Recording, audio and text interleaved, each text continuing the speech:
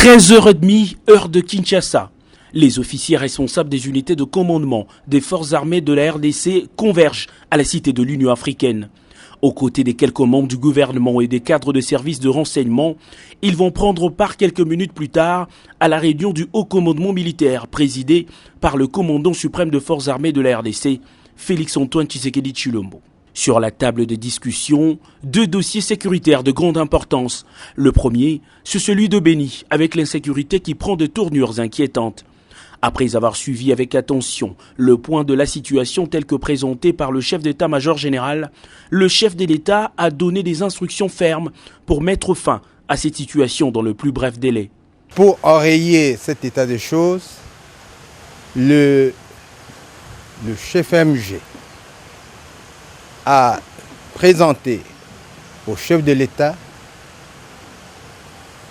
le programme, le plan d'action, les stratégies mises en œuvre pour mettre fin à cette situation. Pour mettre fin à cette situation, il y a des préalables. Les préalables, c'est que le gouvernement doit donner les moyens nécessaires à l'armée pour que les stratégies mises en place soient immédiatement, sur instruction du chef de l'État, mises en application. S'agissant du banditisme urbain et insécurité dans le Congo central, à Kinshasa, au Kasaï oriental et au Kasaï central, des décisions ont été prises pour que la police ait de moyens nécessaires pour intervenir à temps et éradiquer ce phénomène.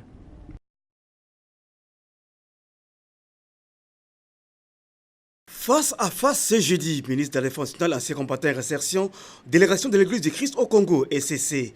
L'équipe de cette confession religieuse s'est offerte ainsi cette occasion pour présenter au chef de l'unité de défense le souci de la vacance créé à l'aumônerie protestante depuis la mise en retraite de son aumônier général. Une question ayant conduit à un consensus entre les deux parties d'élever l'aumônier intérimaire au grade supérieur afin de bien jouir de toutes ses prérogatives, affirme le révérend pasteur Eric Nsenga Ntimba, porte-parole de cette délégation de l'ECC. Il y a eu une longue période de léthargie où il y avait un de nos pasteurs qui assumait l'intérim.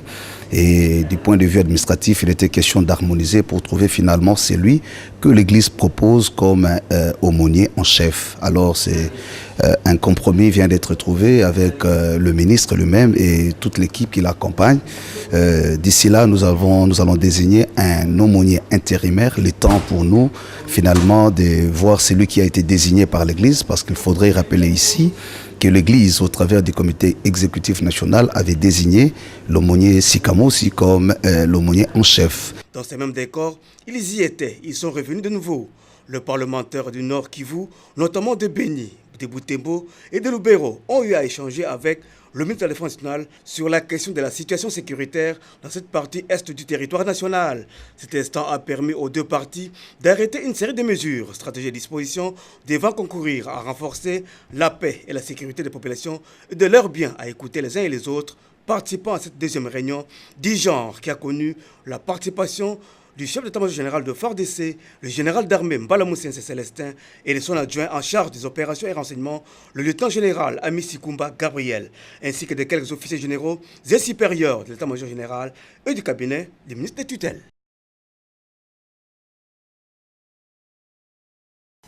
Les chefs des confessions religieuses ont été les premiers à être consultés. Ils exigent des hommes intègres et jouissant d'une bonne moralité dans l'équipe gouvernementale. Les hommes d'église saisissent la main tendue par le chef du gouvernement, Ilunga Ilunkamba. Nous espérons qu'on épargnera au peuple congolais la torture de voir au gouvernement les gens qui, dans une large opinion, sont identifiés comme des prédateurs. Et les chefs de confession religieuse ont insisté sur les questions sécuritaires, particulièrement à l'est du pays. Et on n'a pas oublié l'épidémie Ebola. On a invité le Premier ministre à mettre l'accent là-dessus. Les jeunes revendiqués dans le gouvernement ont retenu l'attention du Premier ministre. Déjà que le critère de désignation a mis en évidence la génération montante. Les entreprises publiques conduites par Lucien Boniemé, président de l'ANEP, reproduisent sur un mémo les causes et les effets qui rongent le portefeuille de l'État. Ces mandataires ont épinglé le déséquilibre entre les charges et recettes d'exploitation ainsi que l'effectif pléthorique. Encouragés par les critères de sélection des ministrables pour le gouvernement, les femmes politiques du monde rural et de la société civile encouragent le Premier ministre à exiger le respect du genre aux chefs politiques. Lorsque nous cherchons, nos femmes, à accéder au poste de prise de décision, c'est parce que nous sommes tellement proches de la population, tellement proches de la base, c'est nous qui voyons les vrais problèmes, les grands problèmes, qui vivons ces problèmes-là au quotidien. Ces consultations marathon vont certainement aider le chef du gouvernement à étoffer le programme.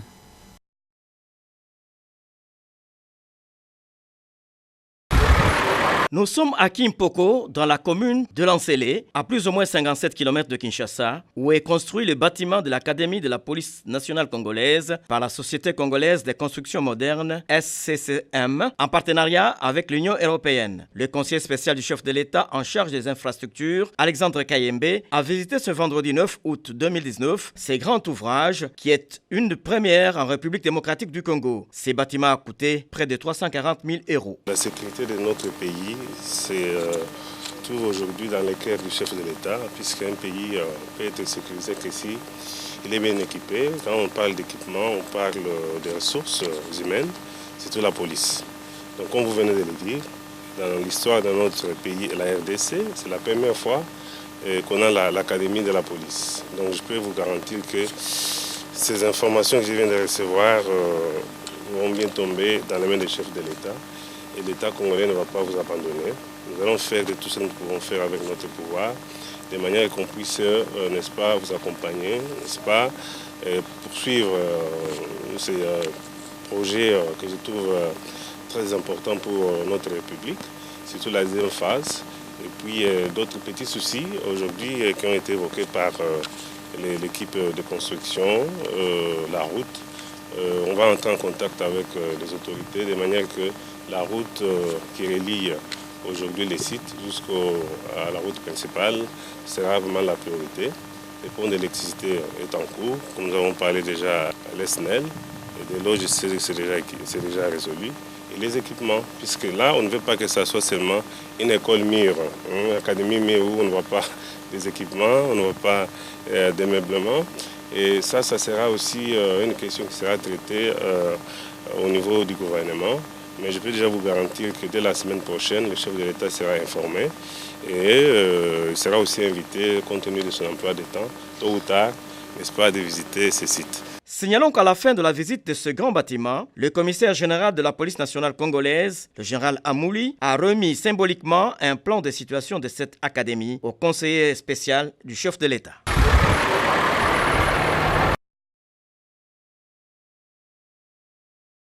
Il sera construit dans les tout prochains jours un hôtel écotouristique à Maluku et le bâtiment Le Royal dont la commune de la Gombe va connaître une très grande transformation.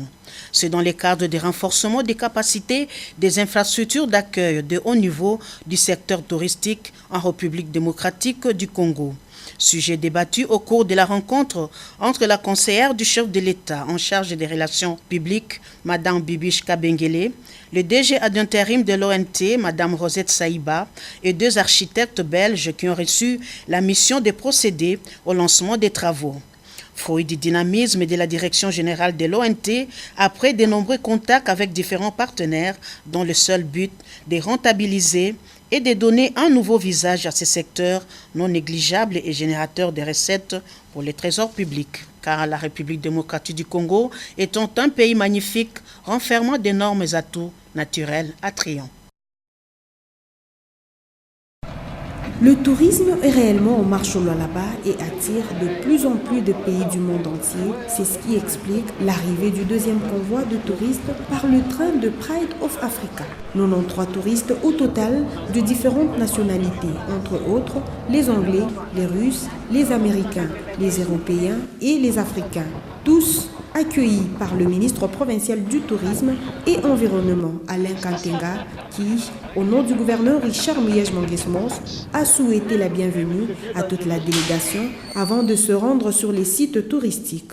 Première étape, la carrière de Sikomine, émerveillée par les opérations du traitement du cuivre, en commençant par la carrière d'extraction, passant par l'usine du traitement où ils ont suivi des explications claires du DGA et l'Ichinguli. Les randonnées s'est poursuivies par le site de Katebi où les touristes ont assisté à la coulée de croisettes de cuivre de manière ancestrale. C'est le deuxième lot aujourd'hui que vous venez de constater.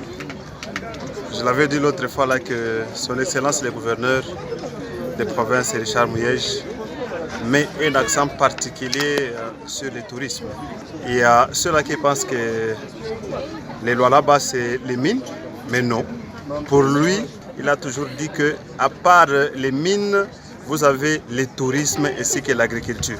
Donc vous constatez que le tourisme commence à produire ses fruits. C'est vers 14 h que des Pride of Africa a quitté la gare du Lualaba. Le tourisme, un secteur clé pour la province du Lualaba et une vision de Richard Mouyej-Manguesmos.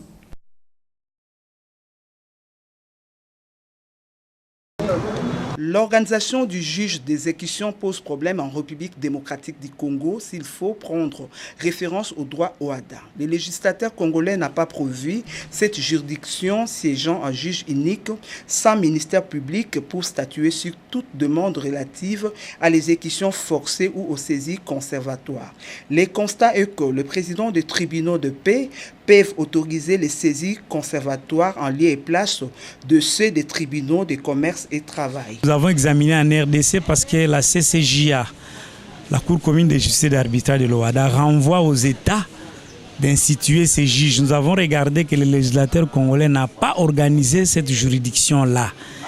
Et il s'est fait que dans la pratique, chaque juridiction, dans le domaine de sa compétence matérielle, le président de cette juridiction siège comme juge de l'exécution. C'est pourquoi le président de ces autres juridictions statue en cette matière. On attend une loi au Parlement qui a été renvoyée pour correction après la présidence de la République et la Cour constitutionnelle. Pour rappel, les circulaires du 6 juin 2019 du premier président de la Cour de cassation interdisant au président des tribunaux de commerce d'autoriser les saisies conservatoires et considérant que les juges d'exécution, c'est le président du tribunal des grandes instances, violent la Constitution.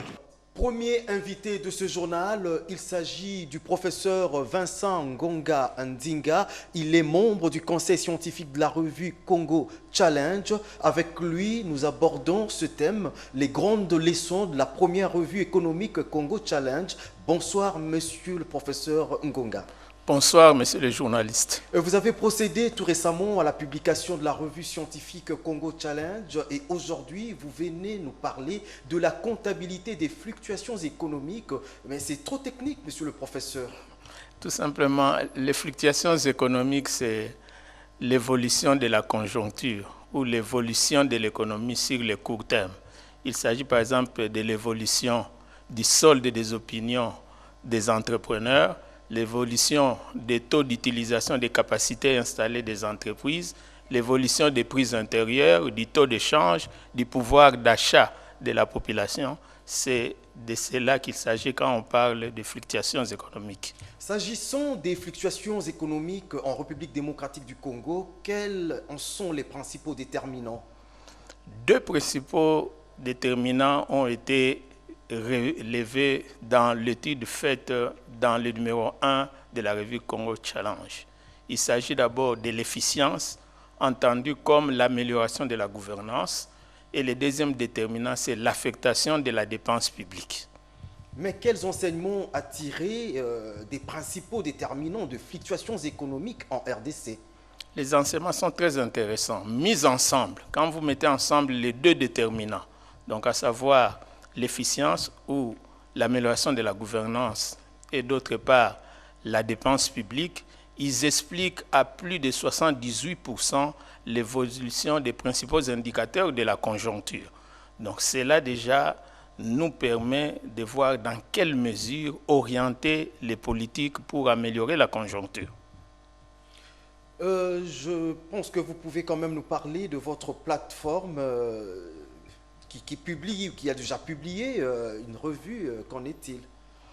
Oui, avant de parler de cette plateforme, j'aimerais aussi ajouter que s'agissant de la bonne gouvernance actuellement repose surtout sur ce qu'on appelle le respect ou l'adoption des règles, principalement les règles budgétaires. L'une des règles budgétaires qui est par exemple poursuivie dans le cadre de la coopération africaine, c'est les ratios investissement public sur l'ensemble des recettes qui doit être égal ou supérieur à 20%. Donc il a été remarqué effectivement que lorsque les pays essaient de respecter ces ratios, 20% ou plus de l'ensemble des recettes totales, la croissance est à l'ordre du jour et puis aussi l'agenda de l'émergence est respecté rapidement.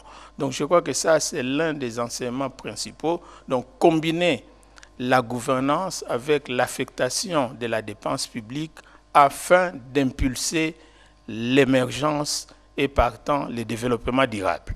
Maintenant, s'agissant de la revue, retenons que la revue aura 2 publications semestrielles, donc par année il y aura chaque fois 2 publications, mais à part la revue, il y aura aussi les bulletins économiques qui s'adressent à un large public.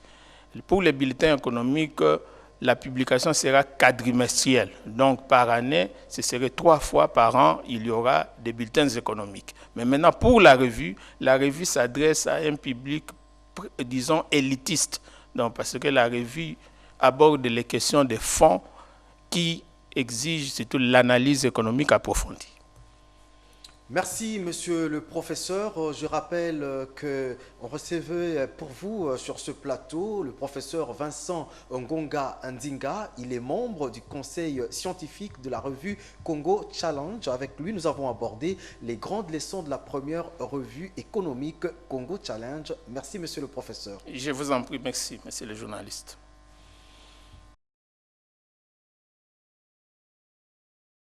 Une morgue en pleine commune d'Engaba, l'image était réelle il y a des années et maintenant la réalité s'offre à tous. La ministre du Genre, Enfants et Familles, Chantal Safoulo-Poussa, a procédé à la pose de la première pierre pour la construction de la morgue du centre mère et enfants. Une infrastructure d'intérêt commun qui va servir non seulement à cette entité administrative, mais aussi aux autres proches d'Engaba. C'est là et le fruit d'un partenariat tissé avec la Fondation Bana-Elikia du Congo. Devant les invités pour la circonstance, la patronne du genre s'est dite satisfaite de cette initiative de voir Kinshasa s'est dotée d'une nouvelle morgue et l'ONG Fobec qui a concouru à sa matérialisation des projets dont les travaux prendront plus ou moins 5 mois.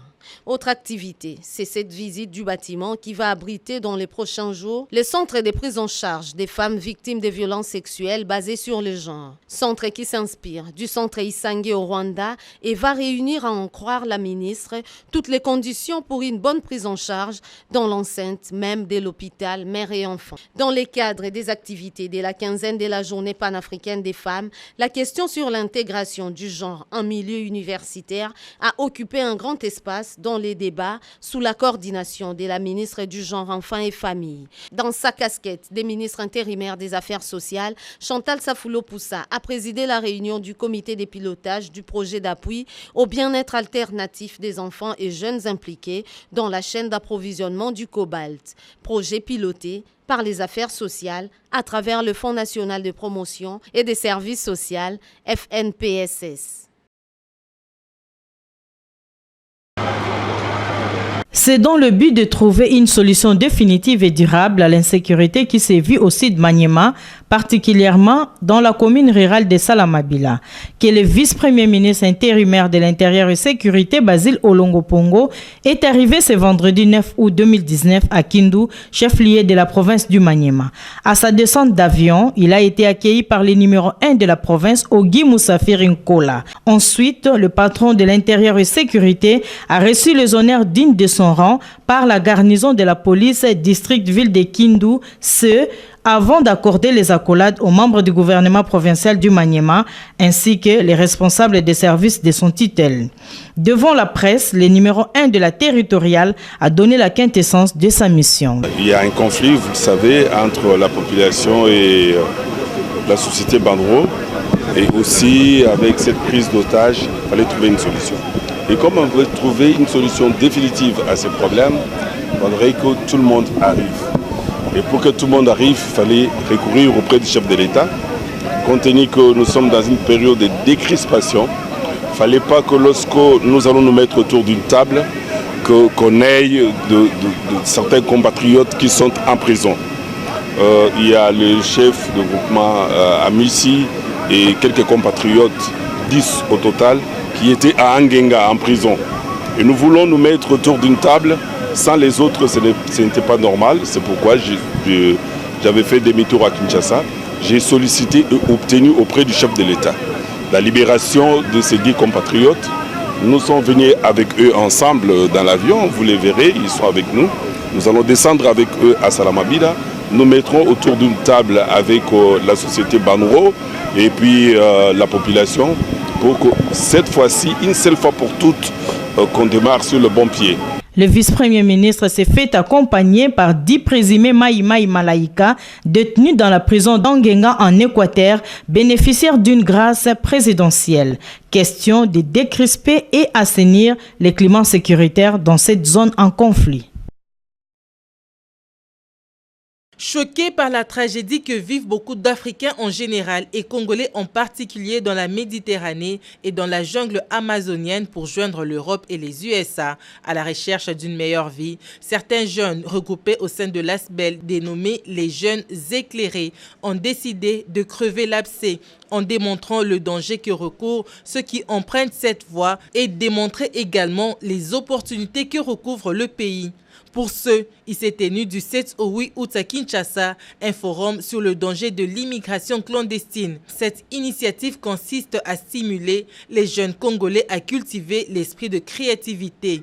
Il n'est pas contre l'immigration régulière et par contre, il est persuadé que l'immigration enlève au pays sa substance, surtout qu'avec un peu de créativité, les occupations ne manquent pas au pays pour les migrants potentiels que sont les jeunes. L'image embellie que nous avons de l'Occident, de l'Europe, du Canada, des États-Unis. Et deuxièmement, c'est les difficultés que nous connaissons ici au pays. Donc voilà les 2 raisons qui font que les gens pensent que je pourrais être mieux en allant ailleurs. Clément Kankou-Boukassa, ancien ministre de la coopération au développement et parrain de cet ASBEL, interpelle le gouvernement congolais à répondre à la demande de la population. Nous sommes satisfaits que le chef d'État mette un fonds à la disposition de la jeunesse, mais nous pensons que demain, des structures comme FPI et les autres peuvent aussi emboîter le pas pour que les jeunes aient la possibilité de créer de l'emploi, de créer des richesses, de rester dans ce pays, de développer ce pays à qui Dieu a tout donné, au lieu d'aller mourir dans la Méditerranée. Les chancelleries devront désormais faciliter la population à l'accès à l'information nette et claire sur l'obtention des visas. Bonsoir monsieur.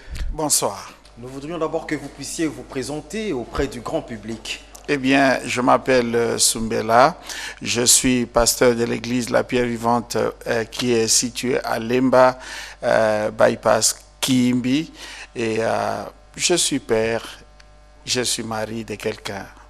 Qu'est-ce qui vous amène ce soir sur le plateau de la RTNC? Juste annoncer qu'au niveau de notre église, nous avons de très grandes assises et nous voulons que ces messages soient portés au niveau de la nation et au niveau de l'église nationale. Et vous avez l'habitude d'organiser à chaque fois des conventions. Quel est le thème de la convention Convie que vous appelez vous-même cette année?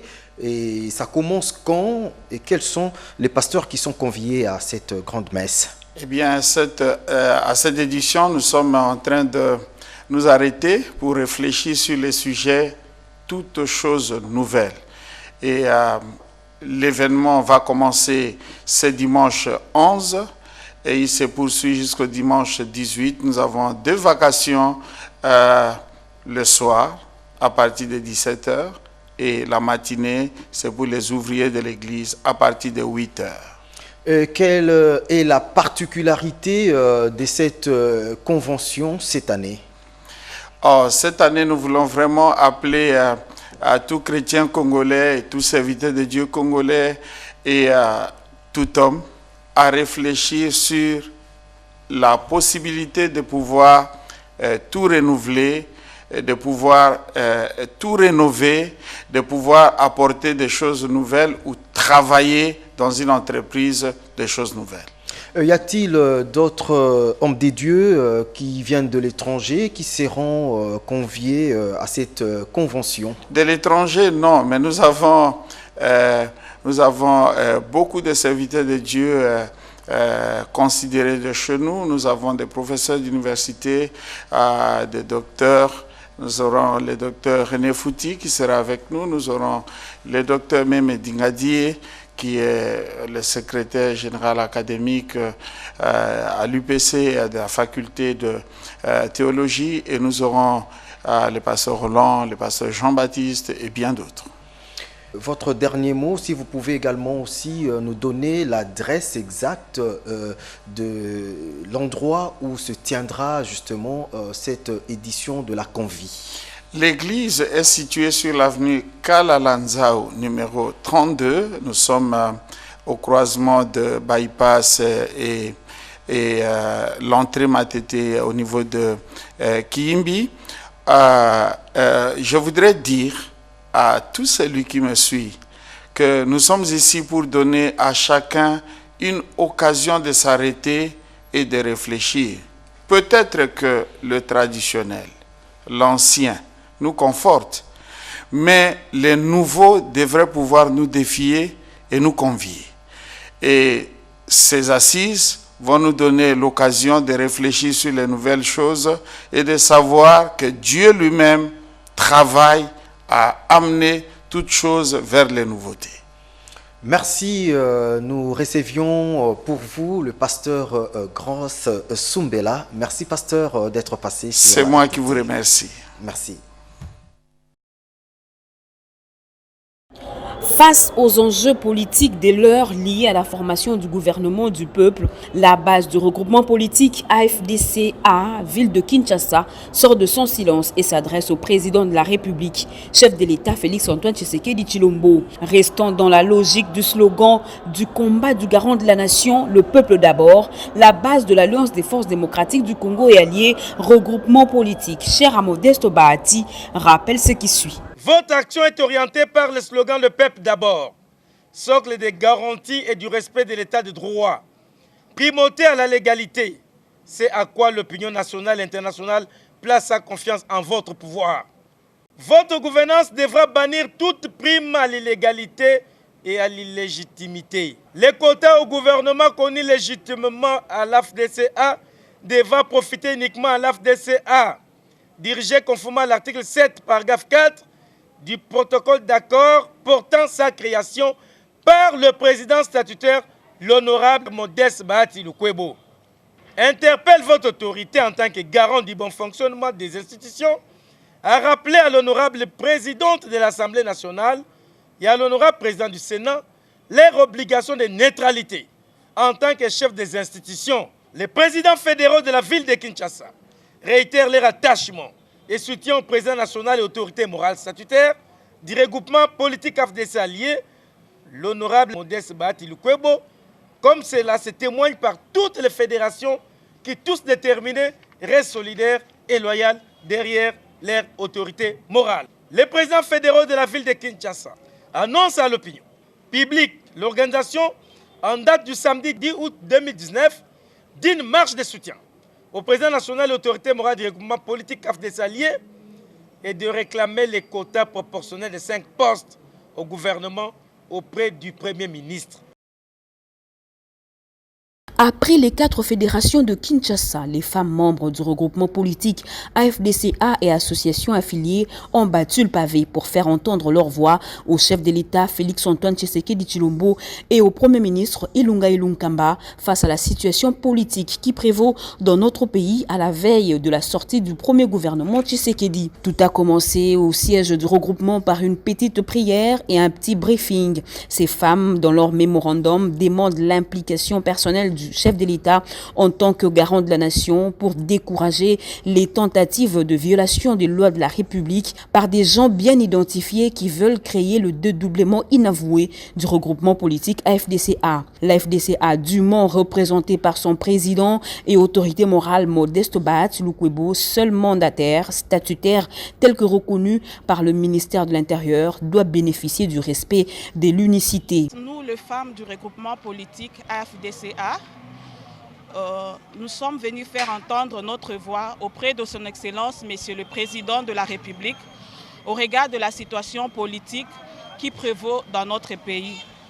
Ainsi, nous demandons au Président de la République de barrer la route à toute le manœuvre tendant à faire bénéficier au groupe de frondeurs le quota de l'AFDCA au sein du gouvernement et de veiller à ce que ces quotas soient attribués à qui de droit. Ces femmes de l'Alliance des forces démocratiques du Congo demandent également au président de la République, Félix-Antoine Tshisekedi Tshilombo, de barrer la route à toute manœuvre tendant à faire bénéficier aux dissidents qui ont quitté le navire AFDCA du quota du regroupement au motif qu'ils sont représentants au sein du FCC, alors que la conférence des présidents des partis politiques et personnalités du regroupement AFDCA a déjà décidé son indépendance. Les femmes de la FDCA font confiance au sens élevé de justice et d'instauration d'un état de droit exprimé par le président de la République et pour que l'équilibre genre fasse réellement partie des critères de choix pour toutes listes et qui seront soumises en vue de la formation du gouvernement.